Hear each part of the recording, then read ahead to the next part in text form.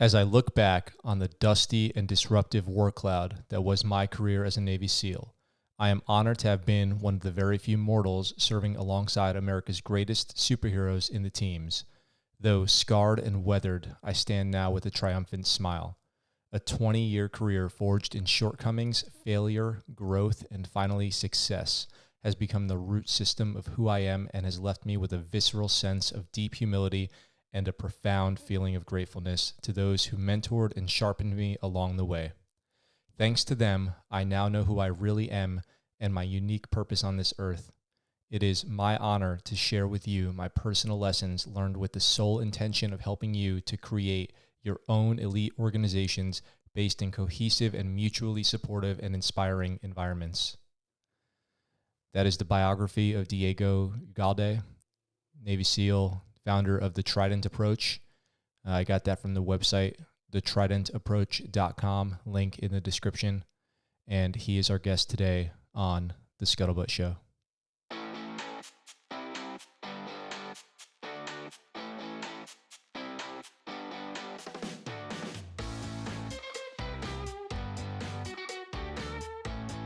We got to Okinawa in July, and I had to leave and go back to San Diego and finish work, and then I moved out to Okinawa in September. So I was here for about a week, and we did our in-doc where we got our driver's licenses. We took the test. We got our driver's licenses. We bought a car from a guy who was PCSing out of Okinawa, which is kind of the way you do it. You just do hand-me-down cars. And we started driving, and I really didn't have a hard time with it. I even was okay with the blinker windshield wiper thing. Like, everyone says, like, the Okinawa wave is when you do your windshield wipers when you mean to do your turn signal. And I was good with that, but and then I've done the windshield wiper thing a couple times since then. I still feel good with driving. I've never had an issue, but it's weird. So this is my PSA about it. I almost I look the wrong way when I'm crossing a street. Like if I'm at a crosswalk, I'll look the wrong way for oncoming cars and start walking into the street and realize they're coming from the other direction. So when I'm driving, I'm okay. But when I'm walking, that's where I get, jacked up. I hear you, man. I actually have a pretty funny story about that. And I can say funny because, well, we were doing Master Mariner stuff and learning how to, uh, basically sail around really large yachts and how to do twin motor power yachts and all that kind of stuff. And we were there for like 5 days. And I was with one of my boat guys. And the guy's he's super cool guy, but he's a totally goofy guy. He's always the guy that you're like, hey, you have to get him locked on. You know what I mean? And whether we're at work or at a bar or something like that, it's like, hey, bro, like, all right, you in this? Okay, let's do this. Well, anyway, goofball, awesome guy, one of the greatest dudes. Had such a great time with him during my time in Europe, but it was we were there for a couple of days and we had been out on the water all day and you know uh military life, as soon as you're done with work and you just go out and see what the bar situation's like. And Got it. Yep. Got it. we were deep into it, man. We were uh I don't know, who knows, I'll just say probably 8 or 9 beers at that time, maybe a couple of shots or something, and we're just having the best time. And we walk up to a sidewalk and I look and I'm about to step and he goes wham and he hits me right on my chest like hard. And as soon as he hits me in my chest hard, it was almost like he was like fighting me, which we were both drunk or whatever. We didn't know what was going on. But he hit me so hard, I looked at him, I was like what? And all of a sudden, boom, this car just like goes. I mean, it had to be going. It had to be going 35 miles an hour, easy. And I was about to just take that step without looking. And I looked at him, I've been to war a bunch of times, been shot at and the whole deal, almost died in plane crashes, helicopters and all that kind of stuff. I'm like, dude, you just saved my life, man. And he goes, hey, he was hammered too or whatever, but it was funny. So many things were funny about that. One, it was like, you wouldn't expect this guy to be the guy to save my, you know what I mean? Because he was always he was all over the place, just a goofball, but he was there, man. It was like, he was an angel on earth in that very moment, man. Because if I wouldn't have gotten killed, I promise you, I mean, dozens, dozens of broken bones, ruptured internal organs. I mean, it would have been bad. Yeah. You know, Yeah. I going back bet. to the States for, you know, if I was lucky kind of thing, you know.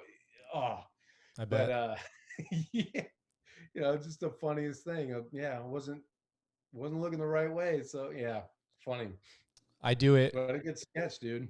I still, even though I know I do it, I still do it. So what I do is when I get to a crosswalk, I just stop no matter what and look like 3 times in both directions.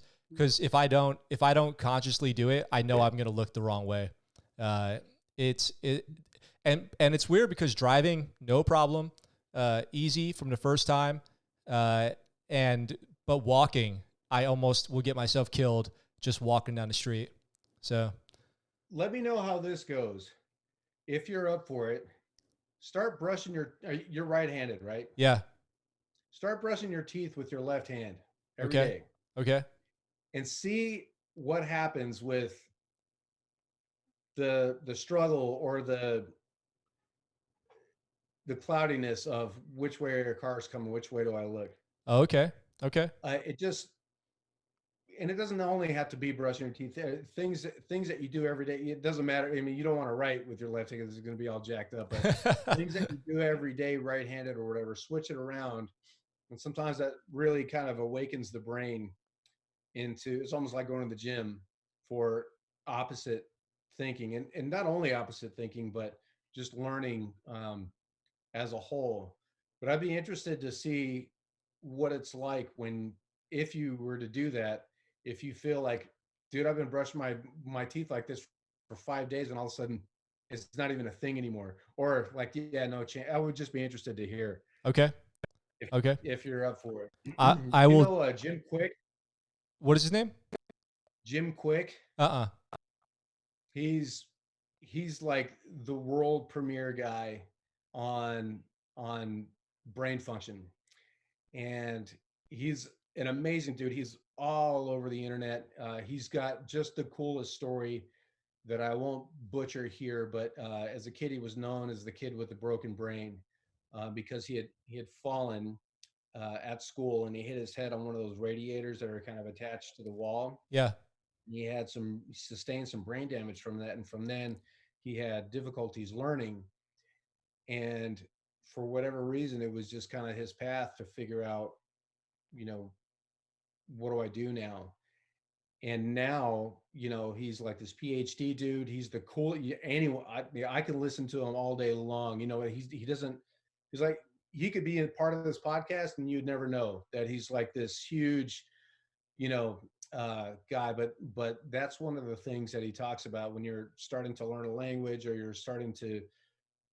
He does a lot with speed reading, all of these things. He goes and does like keynotes for hundreds of people in the audience, and he'll go down, get everybody's name, all the way to the back, and then by the end he'll just be rattling like nothing.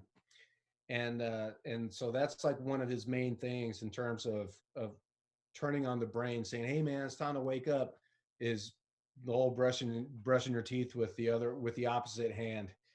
Um, so I, yeah, I'd be interested. Okay, I'm gonna try it, and then I'm gonna do an update. I'm gonna do it for the rest of this week, and then I'm gonna do an update video on how that goes.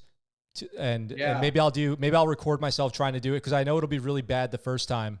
it's good. Uh, It's weird. Like you don't even know what to do with your yeah, pinky. Well, at least my, yeah, it's weird. But yep, you know, that's why it's not like writing. You know, you don't have to worry about how bad your handwriting is. You know, you get it done. It's not a big deal. yep. But definitely check that dude out, Jim Quick. Quick is in KWIK. Okay, so You go ahead. you know what that kind of reminds me of something that I was just looking at last night that my wife was showing me. So, do you know anything about freediving? A little bit, yeah. Okay, so there's a guy, I don't recall his name, but he holds some freediving records. Once he free dove to 830 feet. So, yeah. It goes like this. This is the short version, which is what I got watching him on YouTube last night. He free dove to 830 feet, and he was ascending, and he fell. This is his words. He fell asleep, 26 meters under the water. He didn't say passed out. He said fell asleep. So he is down there, and his rescue team comes down, and they saw him unconscious, and they thought that he was hurt or dead or something. Blacked out, yeah. Yeah, blacked out. So they brought him up. But and I don't know how this works if you're just holding your breath, if it's the same as when you're diving, but he got decompression sickness because they brought him up from 26 meters too fast. So he got decompression sickness, and he ended. Must have gave him air. Oh, maybe I'm guessing. Yeah. Okay. So that happened. He ended up in a wheelchair. He basically had a stroke. He ended up in a wheelchair. He couldn't remember anything. He couldn't remember the names of the people he knew. Basically a full loss, catastrophic loss of ability. And doctors told him to, recovery's not possible. You should learn to start coping with this. But he said he never accepted that. He started training himself. He got back up on his feet. He is doing, and this is a while ago, but he didn't fully recover. He still struggles with some motor functions, but he gets back into water and free dives, and he says when he's in the water, he's fully functional. Like it's like how interesting. It's like nothing ever happened to him once he gets into water. And it's got to be, you would guess, or at least I would guess, it's got to have something to do with that pressure on the brain. Yeah. Yep. At depth. Yeah. That normalizes him somehow. Yeah. But it's just like the brain is so crazy, the way that this works. It would be really interesting to get him on an EEG at surface and then put him in a decompression chamber and take him to depth on an EEG and see what his brain does. Yeah. Yeah. I'm sure they've done it 1,000 times. Who knows? But it would be interesting to see what the difference is. Especially if he goes back to normalcy. I can't imagine falling asleep. I know. Holding your breath. I would. It's such a violent thing because it's you've held your breath. I mean, you get that, but I'm just thinking my way through this the first time. Obviously, I've heard this story. I mean, maybe he wasn't out of breath. Maybe he was just because I know you just got to almost go into, you do go into a meditative state when you go down there. It's not, there's very, very little energy that's being expended. And so maybe he just had just a ton, maybe he had 2 more minutes left of air in him, but he was just so relaxed that he just went out and the body's reflex is so averted to bringing in water that, the people who die of drowning, I mean, they only find a couple of cc's, cubic centimeters of water in their throats. It's the asphyxiation that causes, it's not like their lungs are full of water, so it would just be interesting to see how that whole thing happened. Because I can't, when we were drown proofing, there's this thing you go through when you're going through SEAL training where they tie your hands behind your back and your feet together. They just want to see how comfortable you are in the water. It's actually very calm. It's calming. You're in like 15 feet of water and you can just blow out all your air. And then you get to, so you sink and then your feet hit the ground and then you just push off gently. You come up, your mouth just comes above water and you just take in another breath and then you just blow it out. And it's almost hypnotic. It really is relaxing. It's like one of the few times in SEAL training where you're just at peace. It's calm. It's all of that. You do have to do some swimming stuff, it requires a lot more effort, but that piece alone is very, very calming and peaceful. So I wonder, he couldn't have been out of breath. He just must have gone a little bit too deep, meditatively speaking. Yeah. Well, I think these big time freediver guys, they hold their breath for like 10 or 15 minutes. They did talk about his lung capacity was like 15 liters or something, and an average person's is 6. uh, because Yeah. they work on these breathing techniques where they expand their lungs, and they train over years to expand their lung capacity until they're able to do that. And this is without breathing pure oxygen or any of the other tricks that, like, I think the world record breath hold is like 22 or 23 minutes, but the guy You breathed. got it. I just pulled it up. Yeah. Jesus, 22 minutes, 22 seconds. Yeah. But the guy breathes pure oxygen beforehand. That's like an episode of Different Strokes, dude. without, without the commercials, man. Just imagine holding your breath. Oh my God, Yeah. dude. Yeah. 22 minutes and 22 seconds. Yeah. Yep. I can, if I take some deep breaths, I can do like a 2 minute breath hold, and I feel pretty good about that. But that is just nothing compared to 10 or 15 minutes or 20 minutes. You know, I don't know how they do it. It seems impossible. Yeah. Most all the time, you know, you can get guys who really, it's like this big challenge, maybe like 3 minutes or so, you know what I mean? And these are guys that are in shape, but they're not training for breath holding, but they're just in shape, you know, and 22 minutes.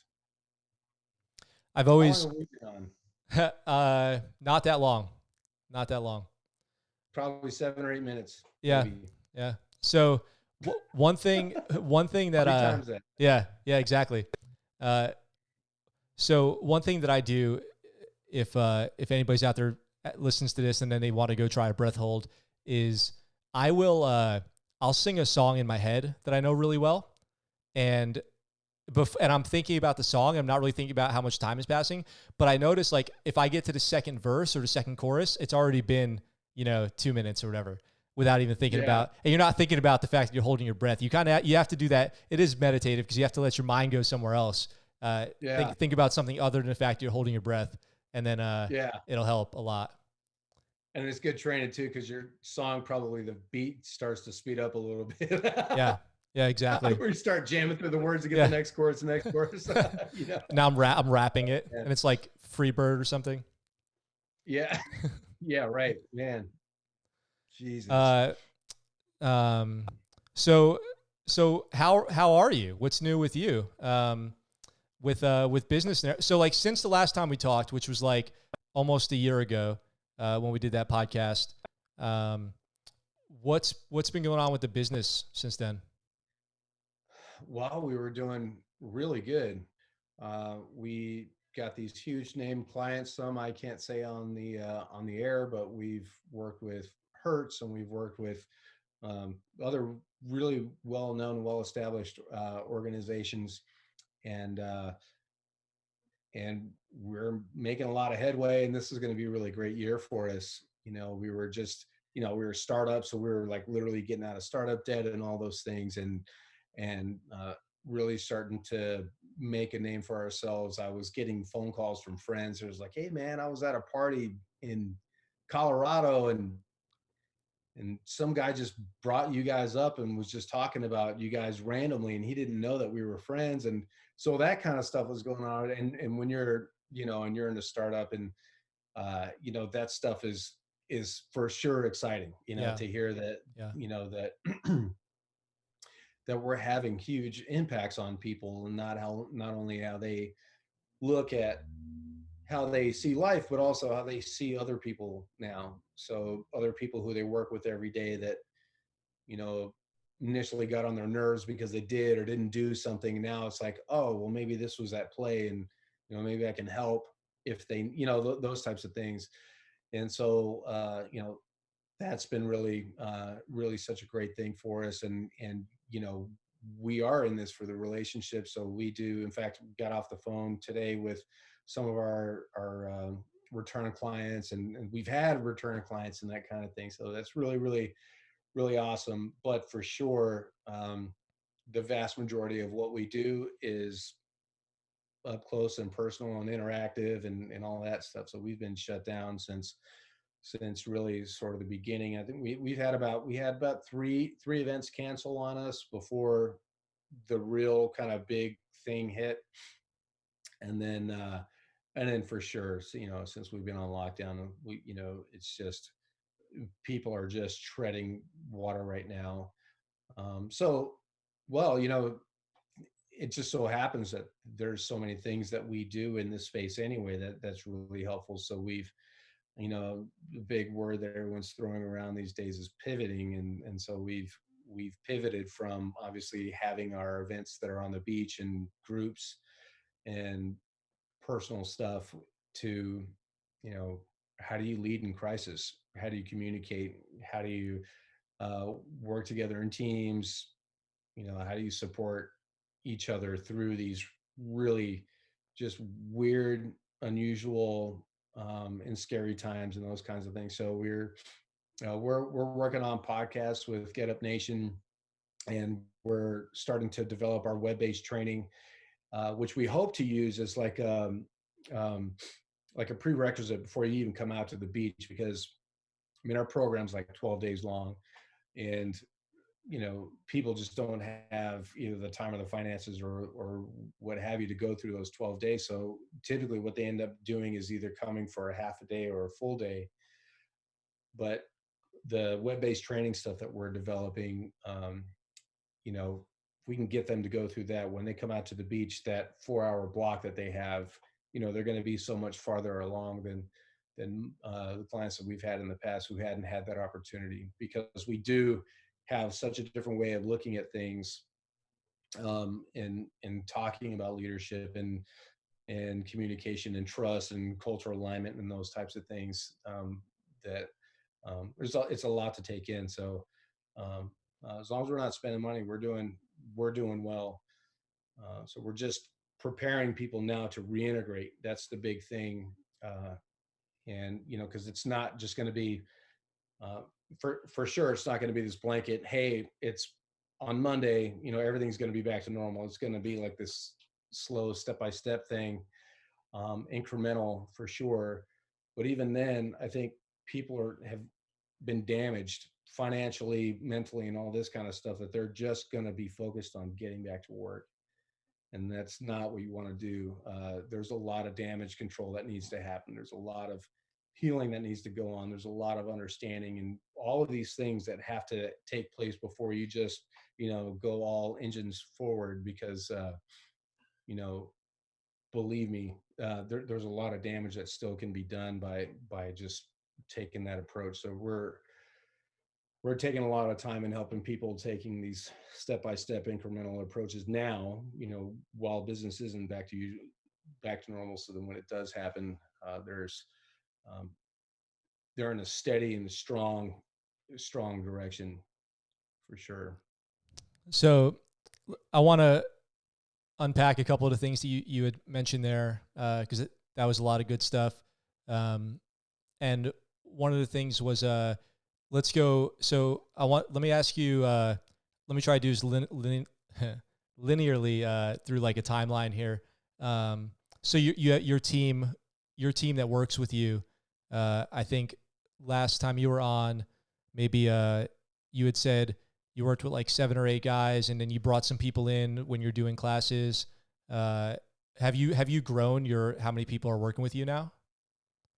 Yeah, for sure. We've got 30 vetted instructors now. They know our tenants. You know, they know how we approach culture.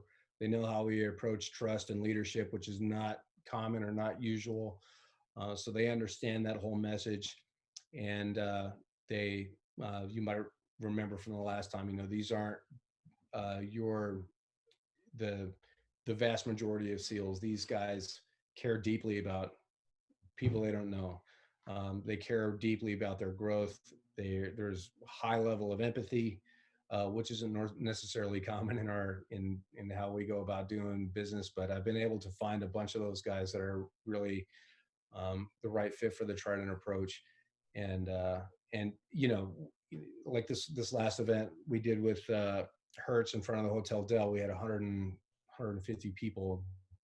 You know, so we had 15 instructors out there.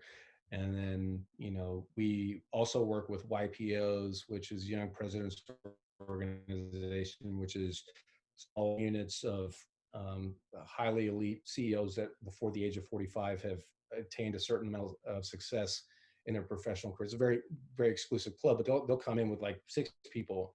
So I'll use 2 instructors. So you just never know how many of those guys we're going to use. But yeah, we do have a really strong list of guys that we love and that we can depend on.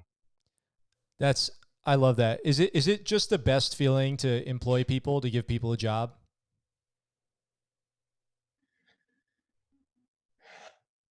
It's a strange feeling because there's so much responsibility that goes with that.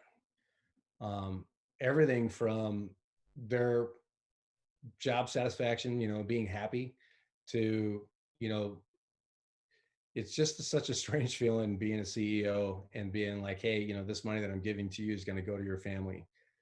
I never really thought about all that stuff before, but it's a different feeling now. But for sure, we talk about culture all the time, and our number one value is long live the brotherhood. So we're always trying to give back to the naval special warfare community, and so being able to give money to help either transitioning guys, or there are guys who are for sure that are on with us, and once we click, they're always and forever going to be charter approach instructors. um, it's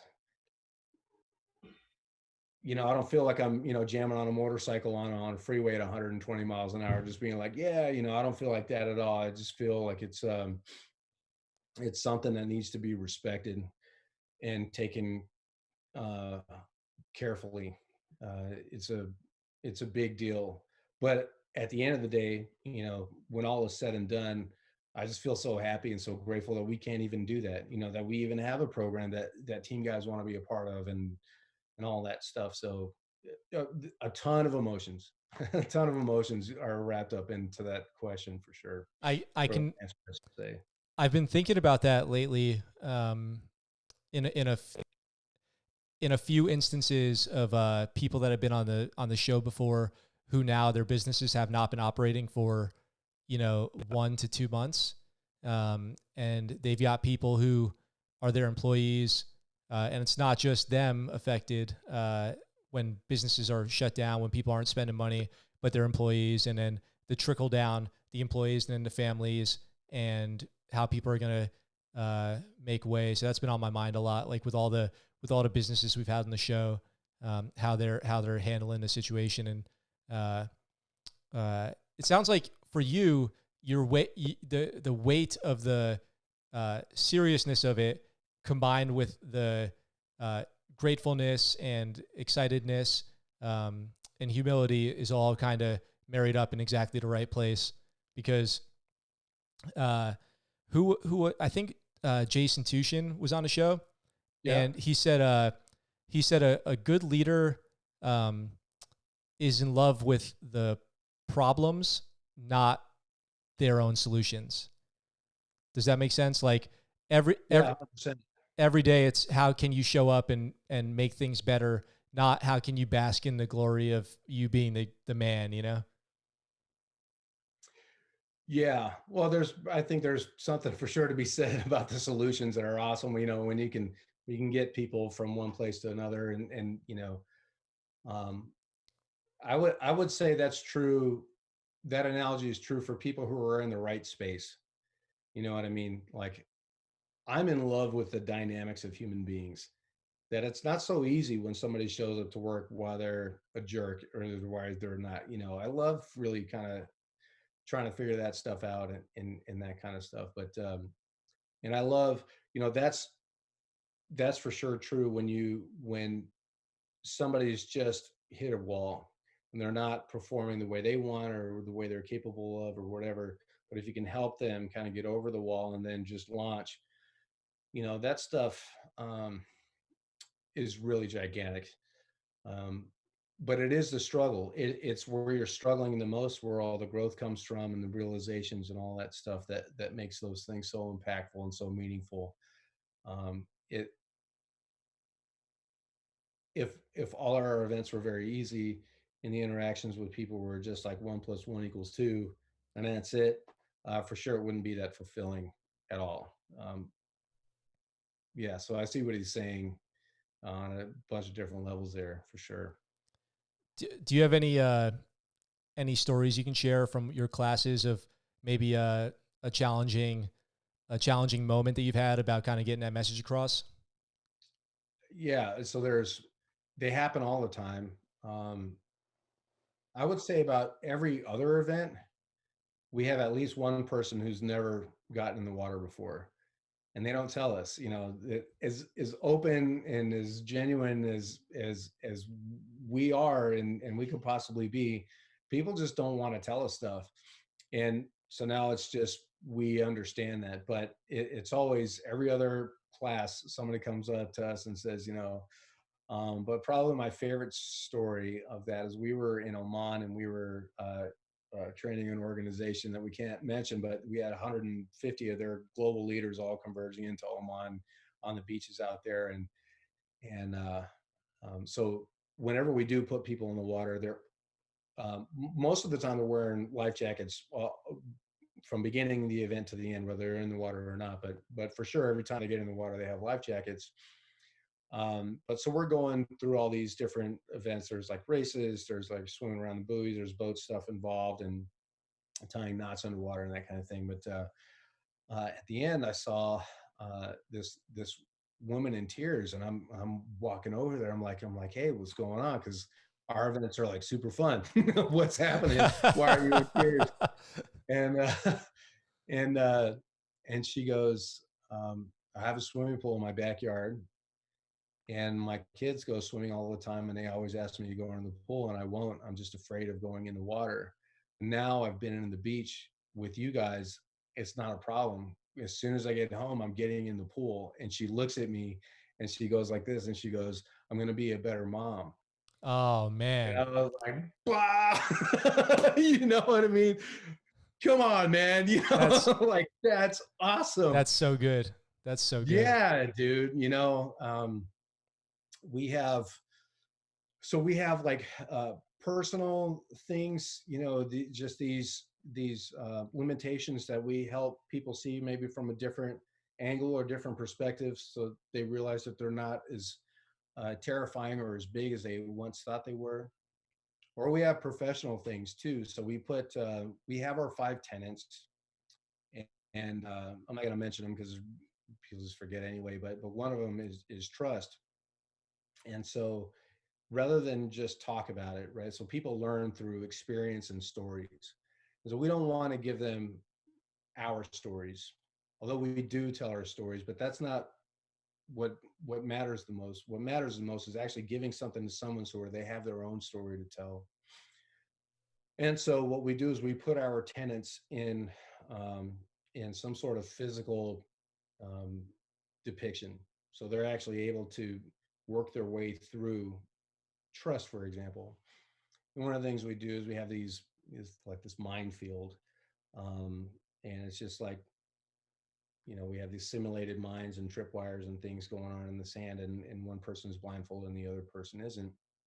And the person who's blindfolded, it's their job to navigate through the minefield, listening to the other person and avoiding all the mines and the tripwires. Well, there was this guy from a pretty large corporation. He had 30,000 employees or so. So he's laying on his stomach. He's trying to go under the low crawl for the tripwire. And remember, he's got his life jacket on, so he's got to be really close to the ground. And there's landmines all around him. And he's yelling at this guy who doesn't have a blindfold on. It's his job to help him get through this.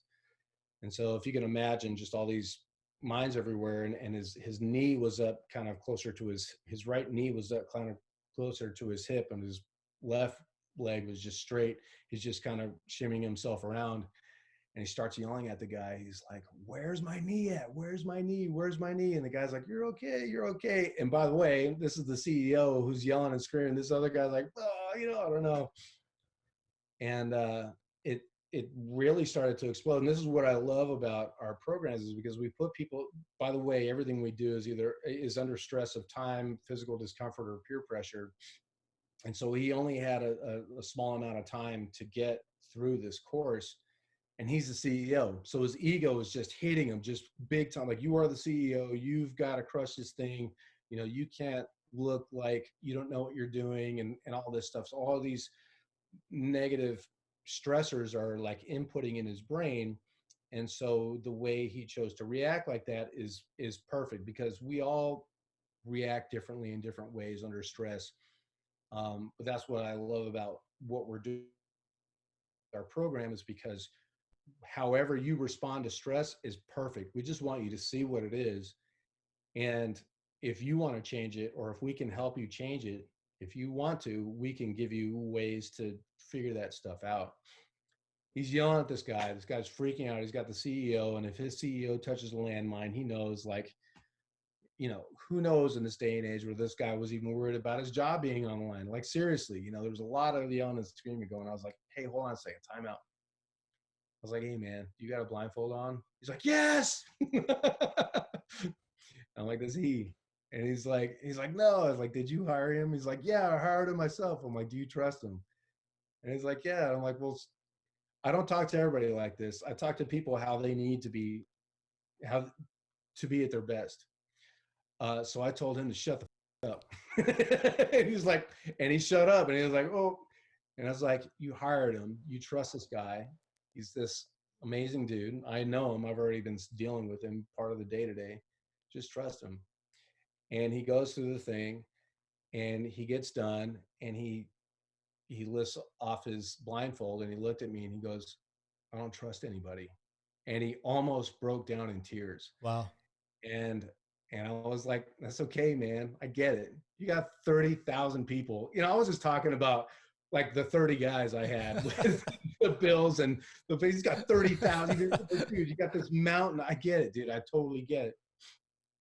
But imagine, how much more effective your organization of 30,000 would be if you launched them off because you trusted them, and you trusted them for a reason. Trust is proven over time and in difficult times and all these types of things.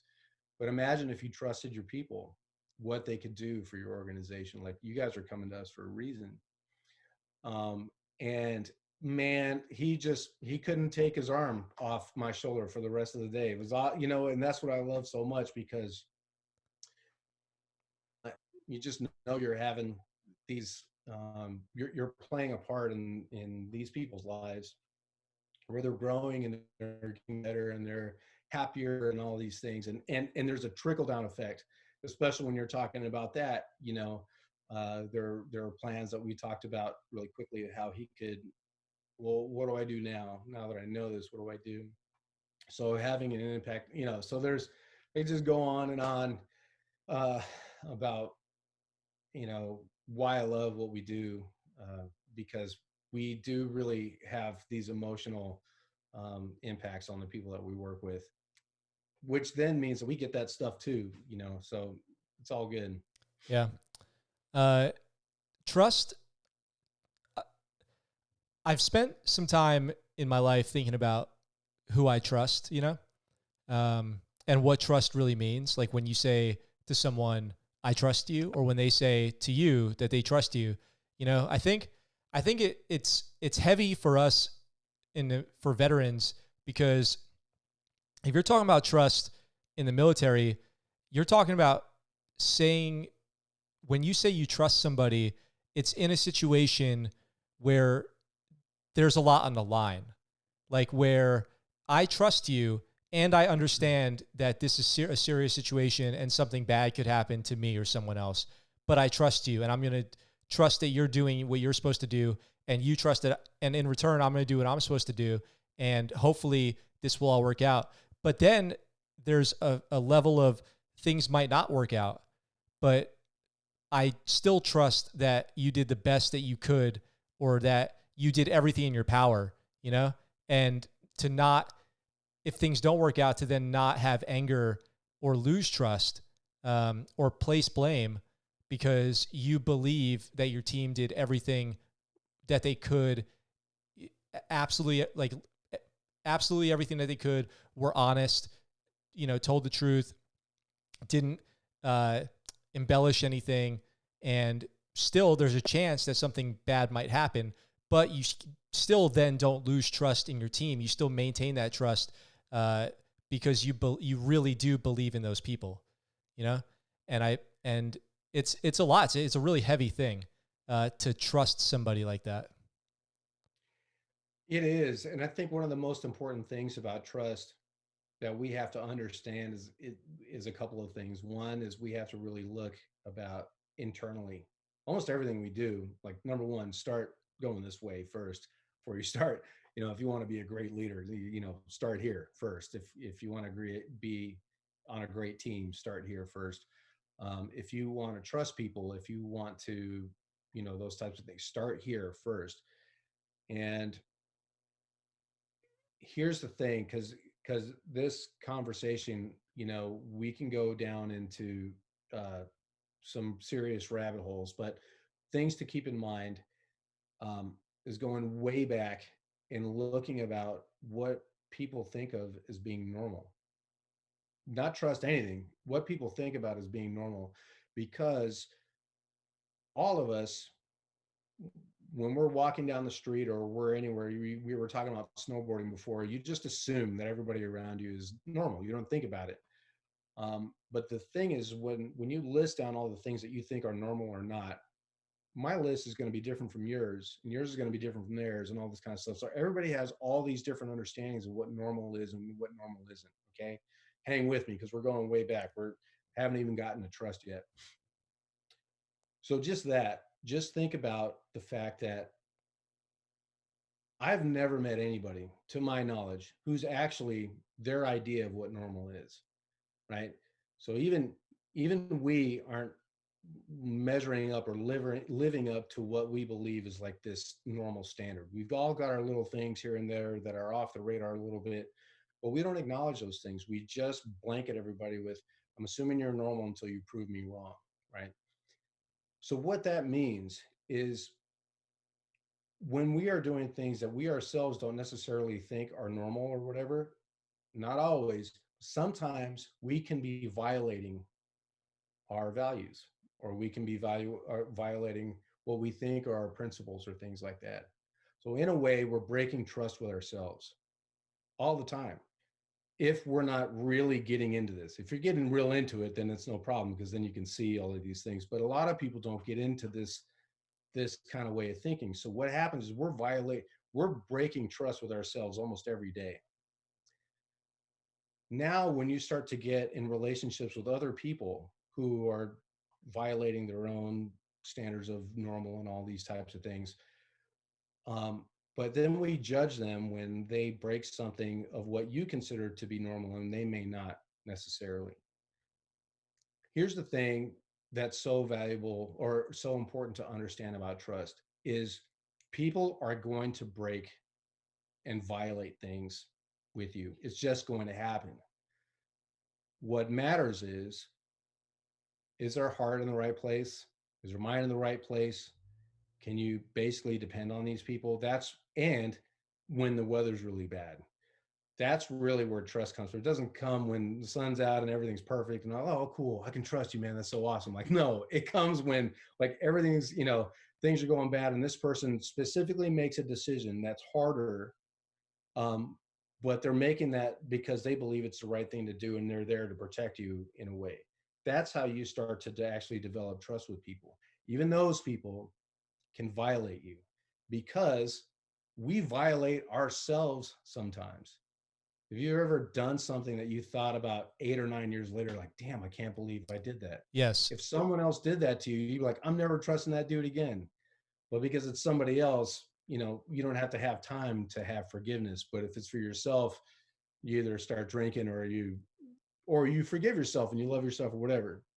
So the only things really that matter are, is this person's heart genuinely in the right place? Is their mind in the right place? Can I depend on them? And are all those things going to stay fairly well intact when the weather gets rough?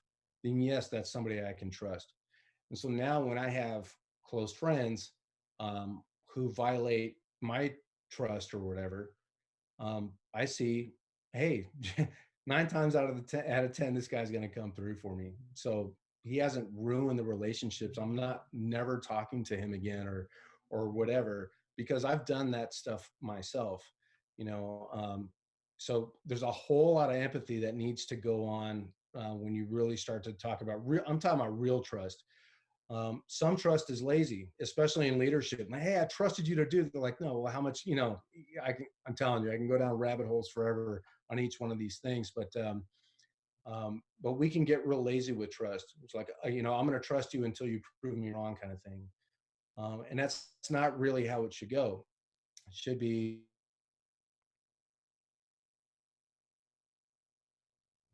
and then when storming, just bring it. And then just not with any cynicism or I told you so kind of stuff. Just see how everyone is and how they react, because people are doing their best, man. And there are some really trustworthy people who are really trying to do the right thing and make really terrible mistakes when things are going wrong. Even that doesn't mean that they're not worth not having your trust. They might have just made a terrible mistake that they themselves regret 8 or 9 years from that point. Does that make sense? Oh yeah, totally.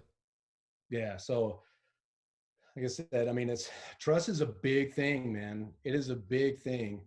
And I think another thing that continues to come up the more and more I talk with clients about this, is if you don't trust yourself and you don't um, allow yourself to be vulnerable, you're never you're never going to get that level of trust that I think that we all have, or most of us have, as an idea or an ideal, situation for trust. Like, oh, trust is this thing.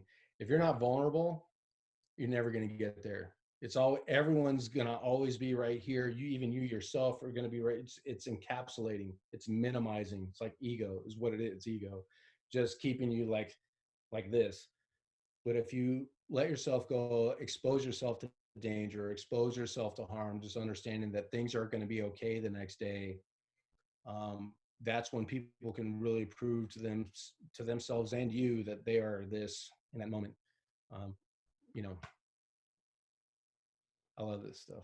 Yeah, I can tell. Well, you're one of those guys who is the right guy for the job, and I can tell because one thing you said earlier was, and this is a serious skill to have, um, is when you said you talk to people the way they need to be talked to, uh, because you could have, you know, if you're the hammer and you treat everything like a nail, but you end up on a thumbtack, well, you're going to break the thumbtack and the thumbtack's going to be destroyed and useless. It's not going to work on a screw. It's only going to work on a nail. So you have to have a whole toolbox of ways to talk to people. It's a really tactful skill. Some people just don't have it at all. Some people can work on it and get it, and some people have it naturally. Do you think that's something that you had naturally, or is that something that you learned?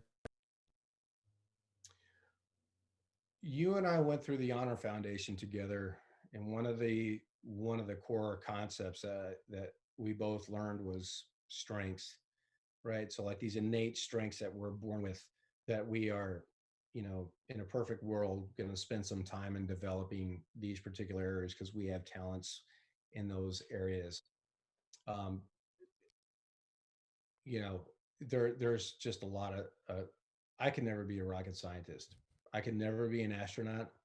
I could never be um, a handy guy, like building a deck or something like that. It just never works out. But I always understood people. I was always good. I was always um, I always understood people. I always had a lot of empathy for people, but never when it came to me. Like I always thought when I was growing up, when I was a little kid, I always thought everybody was angry at me or disappointed in me and stuff. And I would be tired, like, "Hey, what are you gonna like? Well, what's your problem?" Like I never got it when it was coming this way, but I could see how it was going on out there, sort of thing. Over the years, I've gotten better at what it actually looks like when it's coming back this way. But for sure, um,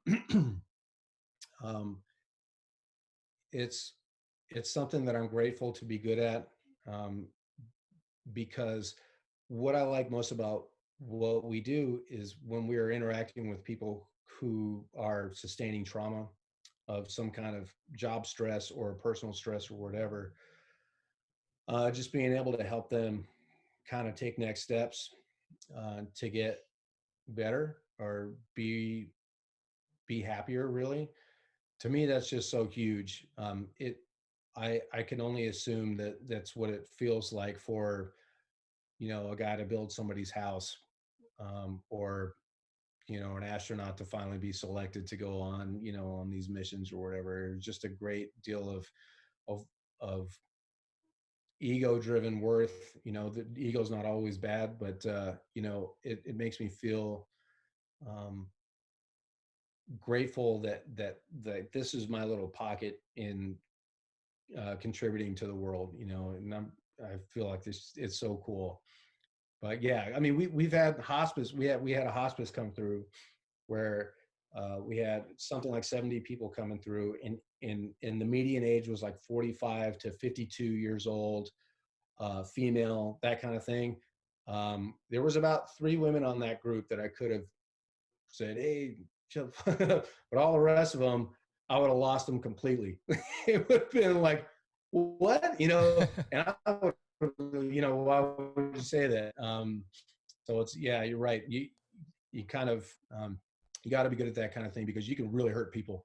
Um, you can either hurt them, or if, for example, he needed to hear that, and I was like, "Hey man, let's just time out. Like, if you were to do that another way, you know, I I might as well have been Bozo the Clown up there. He would have just not listened and whatever." So yeah, for sure, it's um, yeah, it's pretty dynamic, and it's interesting. I love it. Do you stay in pretty close touch with the people who go through your class, right? Or like the leaders of the groups that go through your class? Yes. Do you get a lot of feedback after the fact? Like, what's like the longest time since somebody went through your class that you got like a letter or something, um, that said, "Hey, just wanted to let you know this is how this affected me." Is there anything like that? I don't know about like the longest time, but today I was just talking to the Georgia Bulldogs, which is a hockey team that we work with. That we had this mutual huge impact on each other. Just uh, I never went to college, and so as a kid growing up, and even in my time in the military, especially because in the military, if you go to college, you can be an officer and those types of things. So I always had this psychological thing that that people who went to college were always older than me, right? Um, so we had these guys come in, they play hockey for their school, and they showed up and they looked like they were freshmen in high school to me. I was like, where are these kids coming from? It was the weirdest thing. I mean, some of them still had zits on their faces and all that kind of stuff. You know what I mean? And still kind of like the awkward walk and all this. And I'm like, they're kids. Like, whoa, dude! Like, I'm an old man, dude. you know, you know. But that became really cool, because then we had like life development stuff. It wasn't just pushing logs. And we of course, their physical training aspect of what we go through in the Trident approach was much harder than like the hospice went through, or like the sales boutique guys who are selling watches and things like that. I mean, everybody's program is different. Theirs was very, very hard. um, but we went a lot into life lessons, so much so that we connected with a lot of the kids on LinkedIn. They all have my cell phone number, and I'll just wake up to a text because they're on East Coast time, like, "Hey Diego, I'm running into this. What do you think?" And so that stuff happens a lot. The day before yesterday, we had an organization, Worldwide Rental Services. They rent like heavy equipment to global construction sites all over the world, and uh, and it was an amazing conversation, because you were asking about feedback, and we always like, "Hey, let us know how we can improve," because we only see as much as we want to see things from every angle and all that. It's just not as good as if you tell us where we can improve. Nothing. Crickets all the time.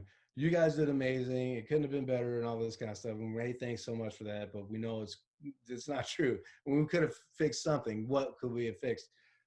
But I spent like 2 hours on the phone with this guy, and he was just being, and thankfully, the reason why I was on the phone with him, because overall, for sure, he thought the event was like absolutely amazing and all this stuff. So uh, I got like screaming and clawing and fighting for the last 2 years or whatever, and just that 2 hour conversation was boiled down to like 4 points. I'm like, oh, awesome. Well, we fixed these three already, so we're good. And that thing that you're talking about, never heard before, but what if we could do this? And now all of a sudden our program is better than it's ever been, just because of that feedback. So we're always looking for feedback. We hardly ever get it. When I say feedback, I mean critical, like what can we fix? It's always just, it was the most amazing thing I've ever been through. And as much as you just want to like, okay, cool, thanks a lot. And you know, it's, that's not enough. We know that there's always room to improve. I, It just really helps when you get the insight of the client. Yeah. I always wonder why, because I know from my experience in the military when we do the feedback sessions and the post, like when I was working as an instructor, when we did the post class surveys, um, when people say like everything was great, wouldn't change a thing, uh, or leave like very few comments, I always wonder. Uh, and let's say in that case, I also heard them throughout the class saying things they didn't like, you know, and we try to explain to them, hey, you know, we could talk offline, but we need this documentation too. Like we need you to put it on paper so we can affect some change and justify spending some money on it or making curriculum changes or something like that. Um, if the and I'm pretty sure in the military, I'm pretty sure on the other side for you, I'm not so sure. If people don't want to hurt each other's feelings, I don't think that's the case in the military. I don't know if that's to deal with you or if they feel like there is so much positive that it's like you don't want to. What is it like? Look a gift horse in the mouth or something like that because you did get so much out of it. You don't want to seem ungrateful, um, or or what the cause of not getting a lot of feedback is. I'm surprised at how little feedback sometimes comes out of people. But if it's, I hope people don't hold back criticism because they don't want to hurt somebody's feelings because that would be the biggest waste. Uh, if if there's something somebody needs to hear, you should tell them. If they can't handle it, then that's their problem. But you should try to help improve a situation if you have some real constructive feedback.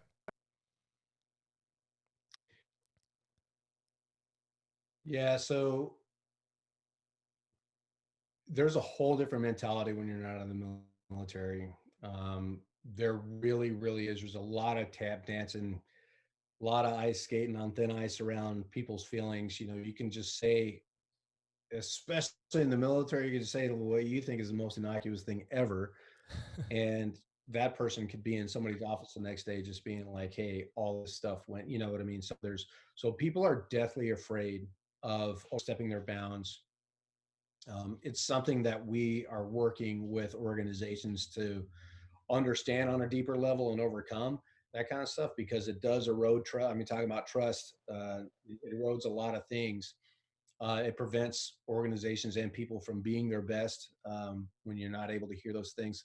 But really, a lot of that stuff really does come down to trust and being open and all those things. We talk about it at length. It was like, listen, if there is something wrong with our program and anything, whatever it is, and you don't tell us, like you're literally hurting us because we may continue just doing that forever.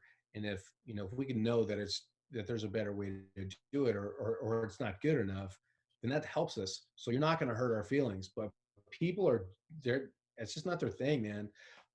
It really isn't. So you have to, as much time and effort in all the stuff that we've done creating these events and these stations to address these specific tenants and all that kind of stuff and what is the intent and what do we want to get out of them and what are the lessons learned going to be and all that stuff.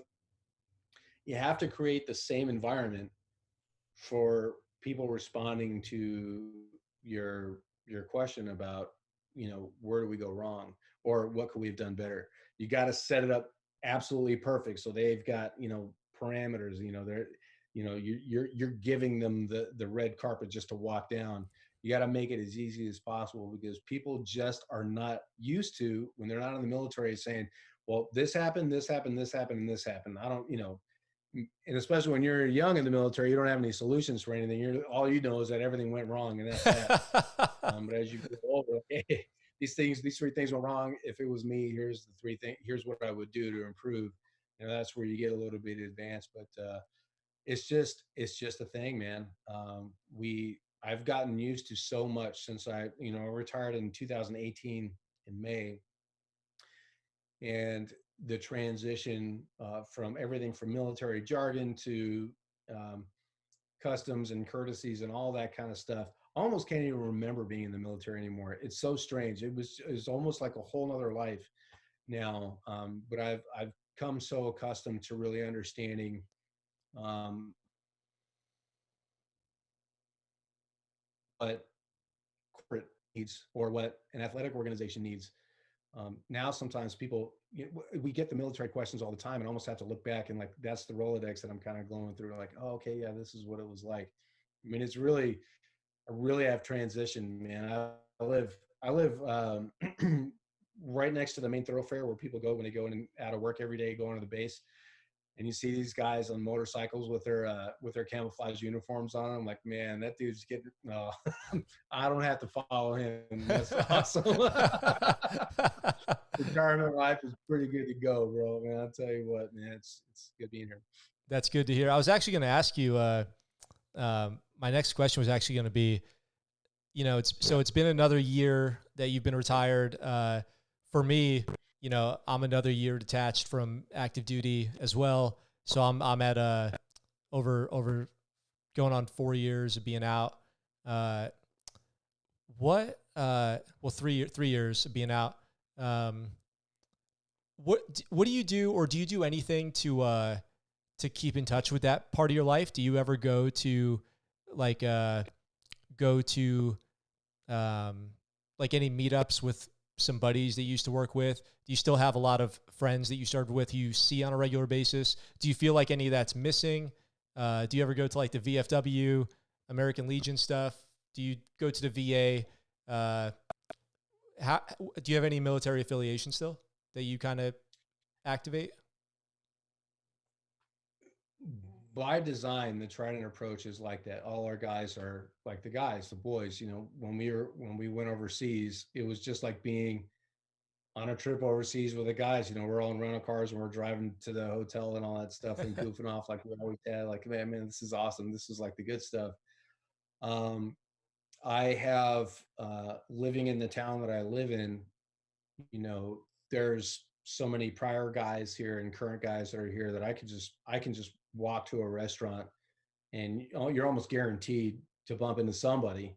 I bump into guys I went through buds with. I will bump into guys who I was in a platoon with. I bumped into a guy I went to war with twice, who lives right around the block from me, and I didn't even know it. And we were both on the East Coast. And we're now on the West. I'm like, well, what are you doing? He's like, dude, I've been living here for like 5 years. Like, me too. He's like, dude, I walk past your house every day. It's like, oh man. So yeah, all of that stuff is there.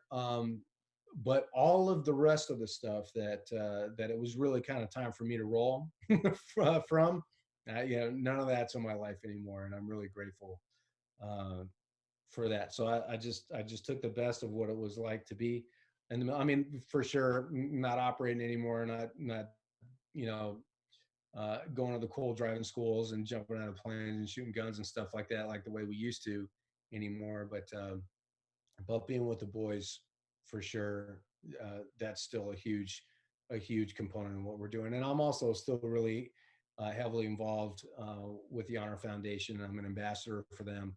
So every class that goes through, um, you know, I I go through more than half the classes with them, and so seeing now, it's crazy because I'm going through these. There'll be like these entire cohorts going through, and I don't recognize any of them. I'm like, man, where are you guys from? You know what I mean? It'd probably be different because I spent most of my time on the East Coast.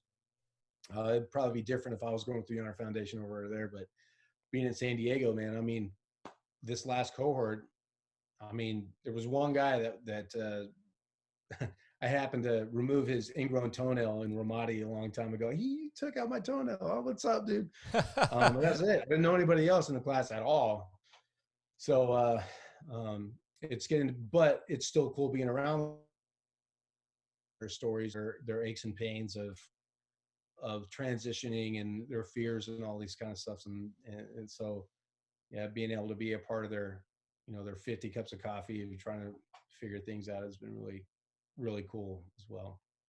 Isn't that weird? Isn't that a weird feeling when you meet somebody who worked where you worked, and when you were there, you were like, this is my world. Like, I own this place, and nobody could ever do it better.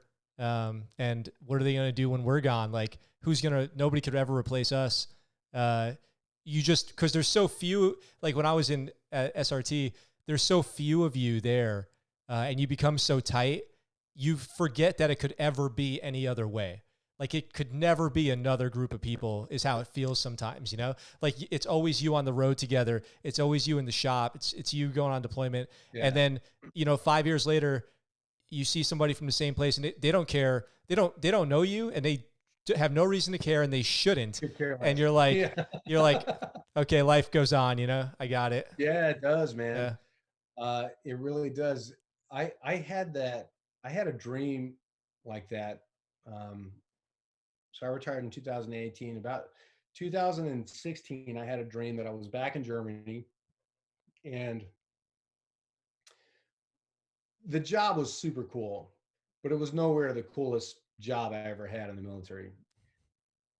But the people were the coolest people I had been around, because when you're overseas, you don't have anyone else. You only have each other. And so the wives bond like nobody's business. The kids bond like nobody's business. The husbands bond like nobody's business. I mean, it is the one place that I've been where, as coworkers, we'll just take a flight somewhere and then go to another country for, a week, or a 4-day weekend or something like that all the time. I've never been closer to any group. Well, I had this dream that I went back and everyone I knew, and I loved Europe and I loved Germany. If I didn't have family in the United States, I would have never come back. I'm just telling you, there was something magnetizing about that place. Maybe I lived there in a former life or something, but man, I deeply, deeply love places like Iceland and Austria and that kind of thing. So I had a dream that I went back and I was all fired up, and I get there and everyone was gone. It was just new faces and new people. And I was like, it's not going to be the same. You know what I mean? Just like kind of what you're talking about. And the truth is, it would have been the same. We would have developed those new relationships with those new people and all these things. But yeah, man, it's such a cool thing about the military. You just show up, you just jump in the train and you just go, and you develop those super cool relationships.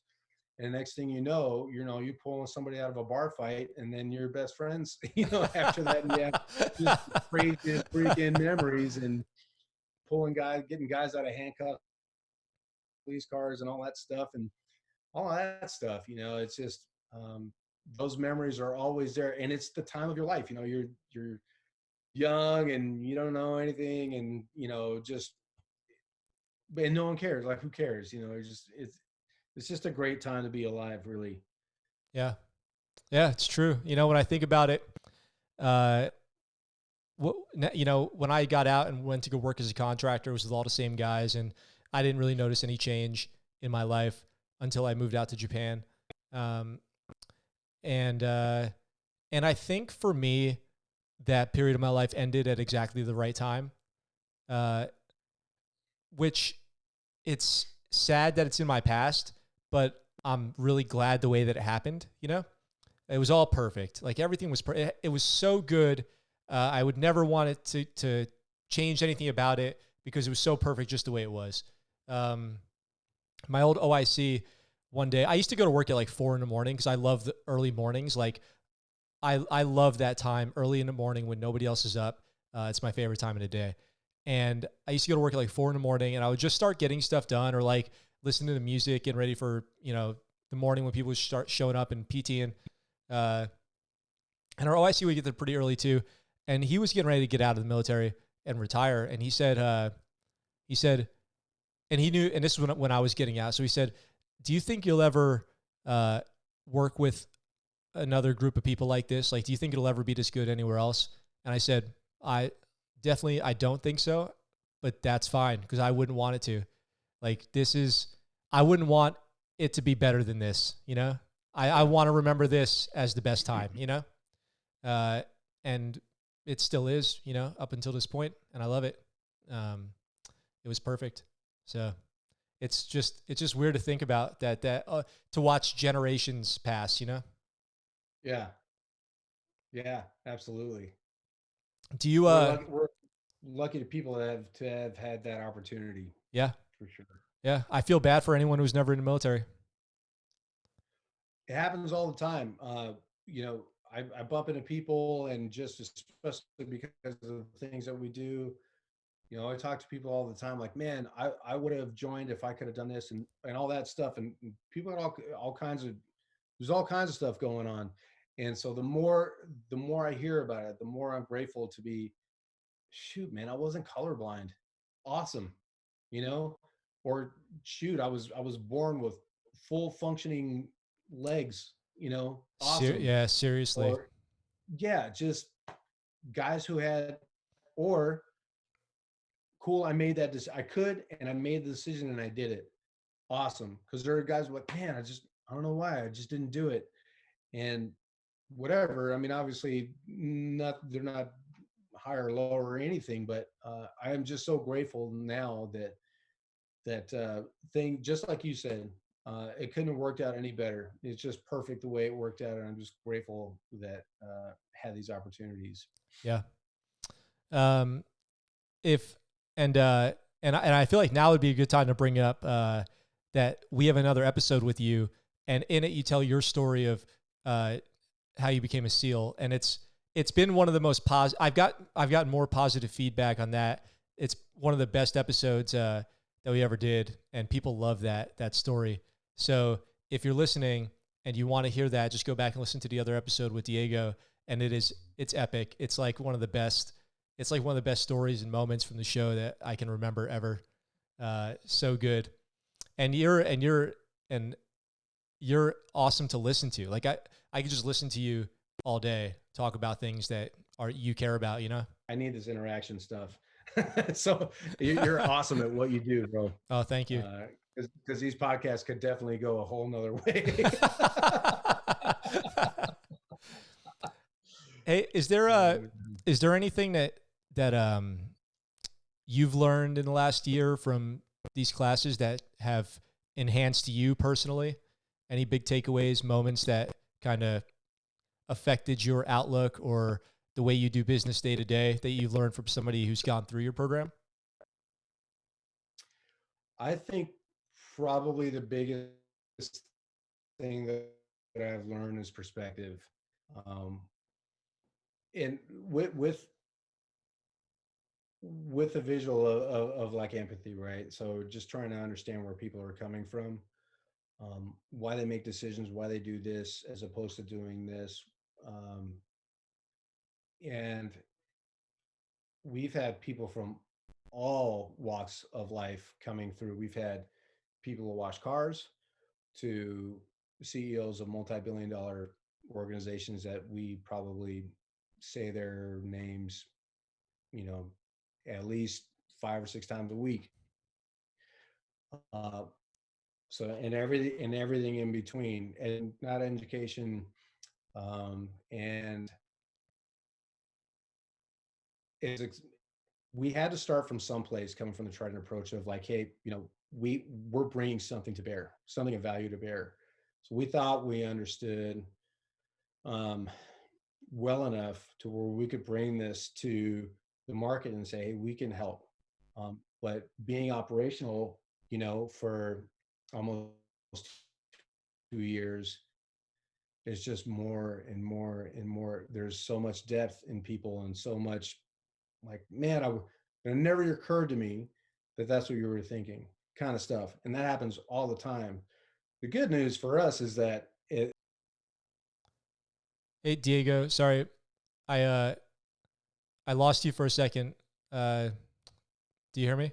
Yeah, um it was about a minute ago. You were saying uh uh I it's just like disappeared from my mind. It was about a minute ago. okay, well, so that the biggest thing that I got is perspective. That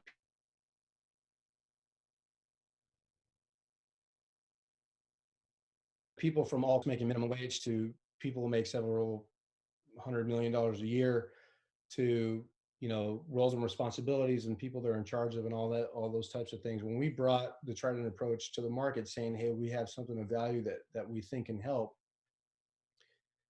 um, I was just blown away by that. There was still so much. There was still so much to learn from people. I shouldn't have been blown away, but I just was. It sounds clear, you can imagine. I can say to myself a million times that I don't know everything, and be fully confident in the fact that you don't know everything. But it's really something different when you every time you meet somebody, there's this whole different way of thinking and a whole different way of approaching things. But the good news is that the approach that we've built and what we use to help people kind of get through is really kind of stood the test of time with all these wide spectrum people from all over the place and how they deal with people and how they deal with situations and that kind of thing. So definitely the biggest lesson learned is perspective. Yeah, it's one of those things where the more you do it, the more you learn, the better you get at it. Yeah, Which is true, obviously, about most things. But in this case, it's never when you deal with people, it's never repetitive. You just figure out how to apply lessons learned to individual situations, but it's never the same way twice.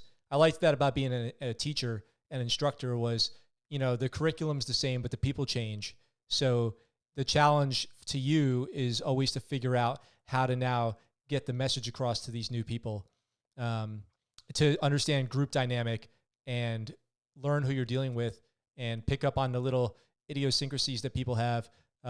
It's I'm very passionate about that. I love it. I love dealing with people. I love talking to people. I love talking to strangers. I love trying to have conversations and understand people.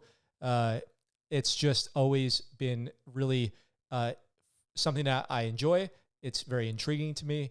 I get a lot out of it. I try to get a lot out of other people too, and try to understand how they think about things. And it's just one thing that never gets old because every person's unique. yeah. That was for sure true because I was an instructor in the military too. But in some time, you know, there's a type of person that's in the military. There's a spectrum, right? They're on this side or that side, everywhere in between. Well, we added a whole nother branch to our experience where these people weren't in the military at all. They may not even be American, and even speak English. It's just like this whole like it's almost like you're punching through the atmosphere, and then now you're seeing space and how vast. You know, I felt like when I was in the military, I was on Earth, and it was like, yes. So new guy, come from New Orleans, that kind of stuff, got it. And guy's been, in the teams for 35 years. He's from Boston, like, got it. Okay, that's Earth. And then with the Trident approach, we go out into the atmosphere, and this person, could care less about politics or anything. They're just trying not to lose their job, and they've never really even heard of the concept of being blatantly honest with somebody, and giving hard feedback. So there's all that stuff. We're like, wow, man, we could, yeah, it's universal. I mean, it's all, um, it's super cool. It's super interesting. Yeah. I had to, I had to be careful. Sometimes where, you know, what you were saying, like, you know, guy from New Orleans shows up. It's like guy from Alabama shows up, you know, got it. I know what I'm dealing with. But then, you know, I had to be careful because sometimes I would feel that way. And then somebody would say something or do something. And I'm like, all right, hold on. I got to remember this is a whole unique person with unique experiences and perspectives themselves. And I don't know them. You know, I don't know what they've been through. I think that's what you're alluding to. I think, uh, but in the military, you get certain personality types, and you kind of know what to expect. Like, for example, when I was teaching, and were you a buds instructor? Did you do or Yeah. any instructor in the teams? Uh, Yeah. so you might have, or you probably, you know what? We'll keep it on the. You probably see this with the Trident approach when because you set up these challenges. You probably already know exactly where people are going to fail and struggle. It's it's It's probably designed. it's Yeah. probably by design, and it's probably very, and it probably starts each one of those iterations when the struggle starts. It's probably predictable to you, but what's not predictable is how you're going to get them to solve it, like how you're going to motivate them, how you're going to see them come together, who's going to take the lead, where like good idea is going to appear from. That's the part that's surprising every time. Who overcomes, who really steps up. Sometimes it's not what you expect, and that's the part that really gets good. Yeah, and where they take it.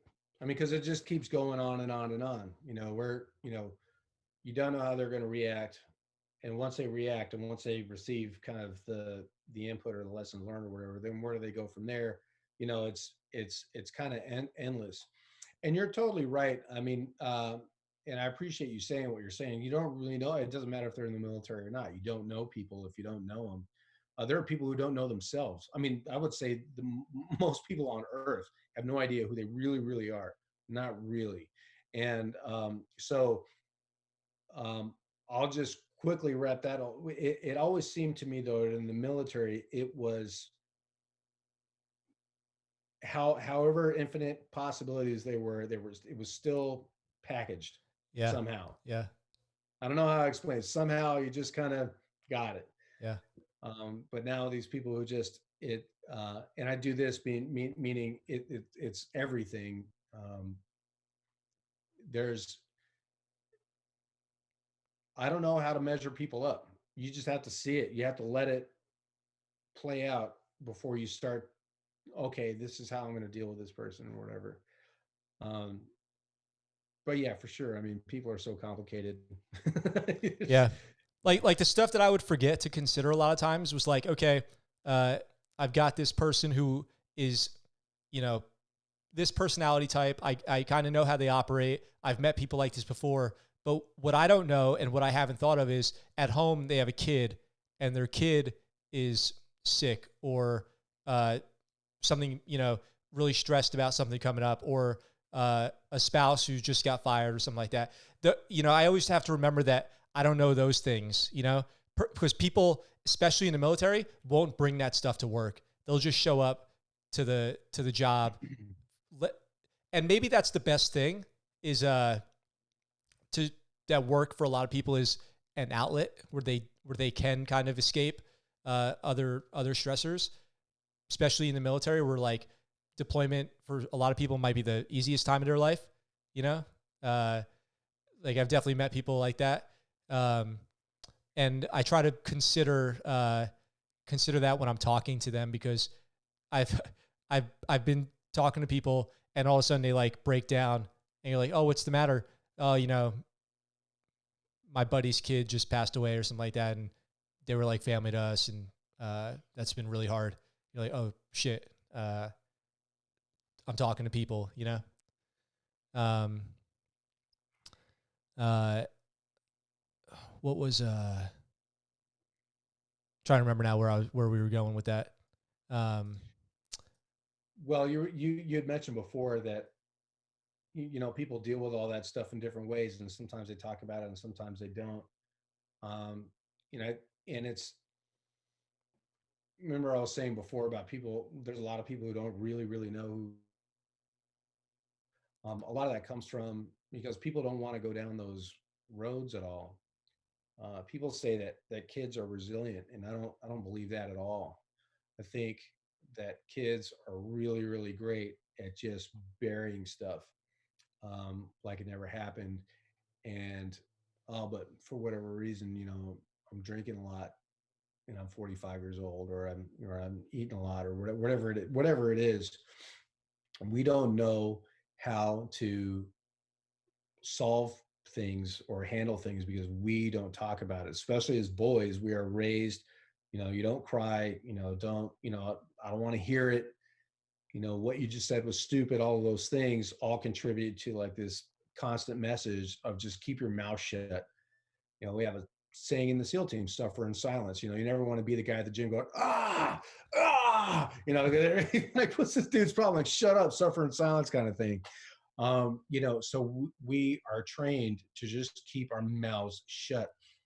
And fair enough, but I love this analogy. You get those stress balls and you squeeze them as hard as you can. But what ends up happening is it starts to poke out here and then maybe inside the cracks here. I mean, that stuff has to go somewhere. And because we're so good at tricking ourselves, which is what it is, we're not good at suppressing stuff. We're not good at, um, not addressing. We're really good at lying to ourselves. Like, yeah, it just didn't bother me. Like, no, I'm good. And that's where like a lot of PTSD comes from, and all of those things. So what we're really trying to do in a lot of ways, regardless of your personality type, whether you're introvert, extrovert, or whatever, is we're trying to explain a lot of the value of, yeah, if it sucks, tell somebody you know and you love. Make that's what the people you love are there for. That's who I want to be for the people that I love. I want them to be able to say, Diego, I just had the worst week ever. Like, this happened. My girlfriend broke up with me, my cars broke down, or whatever, and all this kind of stuff. Because I want to help. Um, this is kind of going off on a tangent a little bit, but it's important to remember that you yourself have to be grounded if you're going to be that receiving point. Because what a lot of people do, and I end up talking to people about this stuff for hours on the phone, is you yourself are kind of a mess. There's a lot of stuff going on that you haven't hashed out yet, haven't figured out yet, haven't done this. And then your friends call you, and then they, like friends should be able to do, is they release all this stuff. And instead of just releasing that into the air and have it getting cycled through and then blown out, you then add that onto your list of things to do, add that onto your weight and your burden and all these kinds of things. So you already are struggling because you still haven't figured out how to manage, the relationship you had with your sister growing up. But now you got to manage this friend of yours who may or may not be considering suicide and all these things. And so it can be really, really damaging if you don't have this strong, solid base. So I don't know where you were going with that, but it was an important point that you talked about. We just need to get to a place where we have at least somebody to say, hey, man, things are not cool.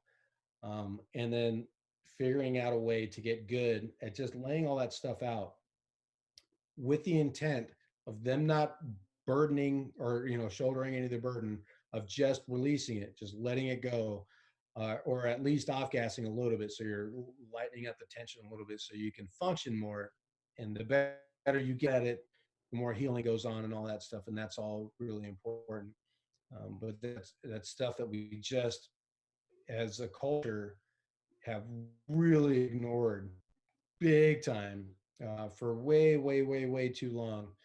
And hopefully now we're starting to see the importance of, why it is important to really, you know, you got stuff going on, let people know. Yeah. I'll just, I have one more thing on that I want to say. And I say this, to people in, like, when it comes up in conversation is, a lot of times I've heard people talk about older generations, like World War II, Korea, which, I always like to try to bring up Korea because I feel like it's so often neglected that the Korean War happened. Didn't even happen. Yeah. Yeah. people think that the men and women who were in the military in World War II in Korea uh, went to war, came home, and then were fine and went back to work, and it's like it never happened, and they were all happy and they handled it no problem. So what's wrong with people who struggle with it? But that's not the case. I think if you Yeah. say that, it's really, it's for one, it's not very thoughtful, or obviously you're not well educated on it, but also it's kind of disrespectful to people who voice what their problems are, to say, why aren't you just like these other people who had no problems? But I think what they're neglecting is all the people who came back from, you know, wars generations ago, who then drank every day, uh, eventually got addicted to drugs, a lot of domestic violence, a lot of, and they just called it, PTSD, but they called it, shell shocked. Oh, they're just shell shocked.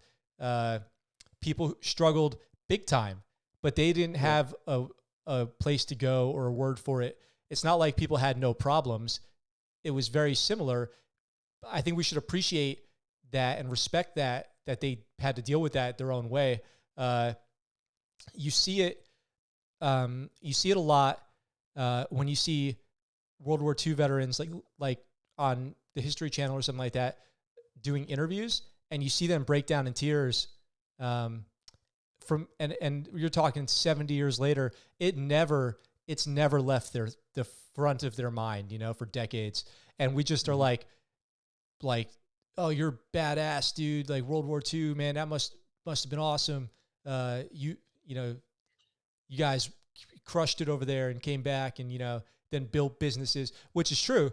But that we neglect the whole kind of psychological aspect of what they went through, because we say, suck it up, which there's a time and place for that also, but everyone should know that they should have at least one trusted confidant, at least that they can talk about these things with, and without fear of judgment, because it's tough stuff.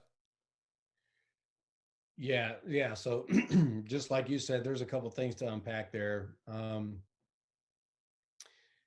The important thing to remember is what's generally in the majority of people's minds, especially in our culture, is all generated by media. Um, and the media just didn't cover that stuff. So to me, it's easy to understand why people don't get it, because it wasn't talked about at all. These guys were just badasses. They went through D-Day. They had to climb those cliffs while they're getting shot out with automatic machine gun fire. And they went over the freaking hedgerows in France and all that stuff and pushing forward. And all of this stuff was going on. And they had flamethrowers and everything, just going on. Hey, man, they did it. So it just wasn't a thing. But now that we're talking about it, it's starting to get more and more on people's radars to understand that it is a thing. I mean, there was even, I forget, I always get the names mixed up, so I'm not gonna mention it. But there was a pretty famous general who literally did not believe in, and he was there, he was experiencing it as well. But he just didn't even believe in shell shock, is what they called it at the time. He thought that it was. But what he didn't understand is that people deal with all kinds of things differently.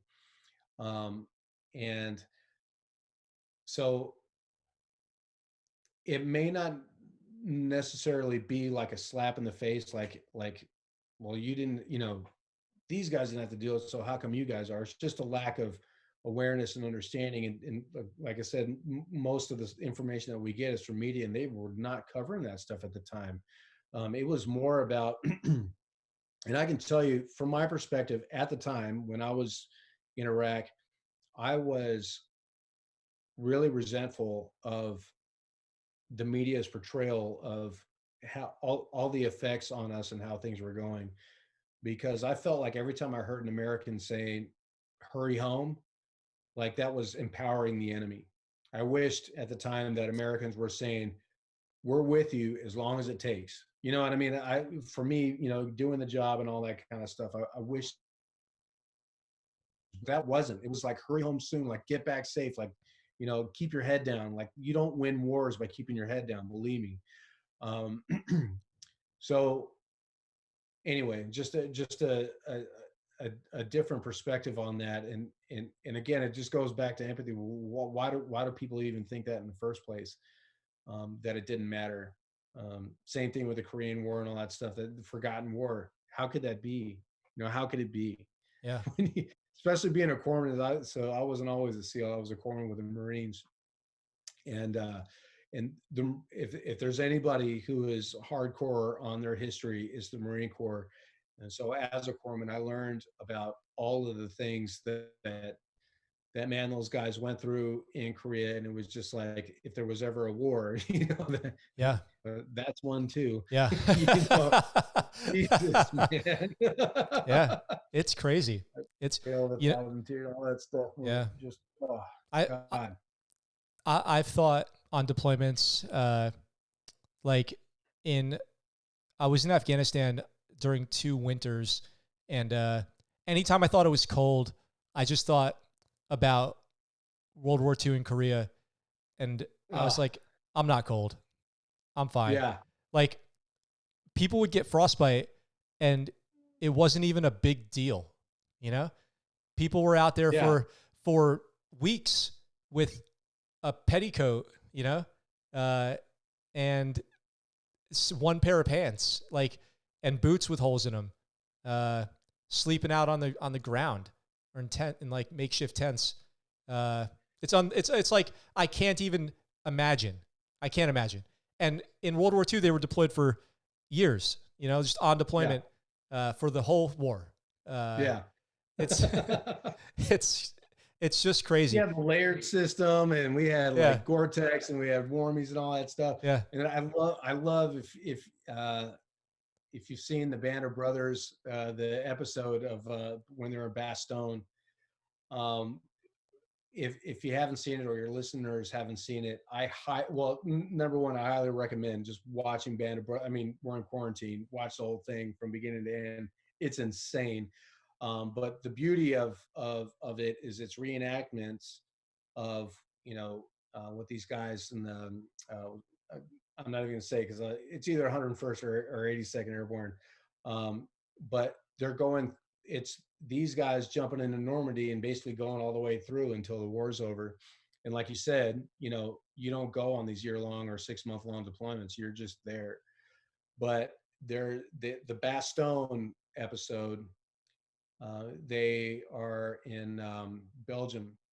I'm almost positive it's Belgium, but it was Christmas time, and there was snow on the ground and all this kind of stuff, and they were wet and they were cold, and they didn't have Gore-Tex, and they didn't have warmies, and they didn't have the layered system.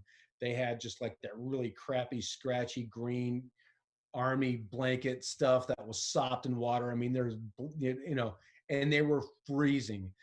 And I was going to say the great thing about the episode is it's reenactments, but before and after the episode starts, they have the guys that are in the episode who were still alive at the time giving their takes on the situation. And one of the guys goes, it's funny because I'll be at home and the guy's well into his 70s or 80s at the time they recorded. Is like, it would be cold in the house, and the wife would turn over to him in bed and say, it's cold. And he's like, at least it's not Bastogne, He's like, I'm dry, dude. Oh my God. Feet are dry, I don't, all of that stuff. And it's, when I was watching the Band of Brothers for the first time, I had already become a SEAL, and I had already, been exposed to my cold. I was exposed like -70 with the wind chill factor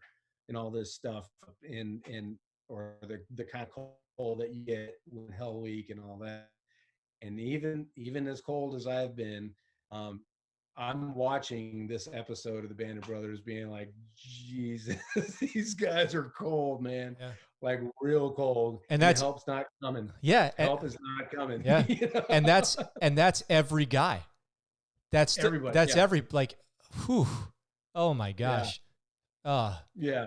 That's hardcore stuff, dude. That's tough. Yeah.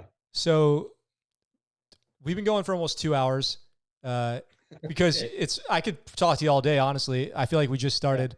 But we should wrap it up. And then we should do this again soon. I'm down, dude. Cool. I appreciate the opportunity, Max, and I'm so glad to hear that you're doing so well. Thanks.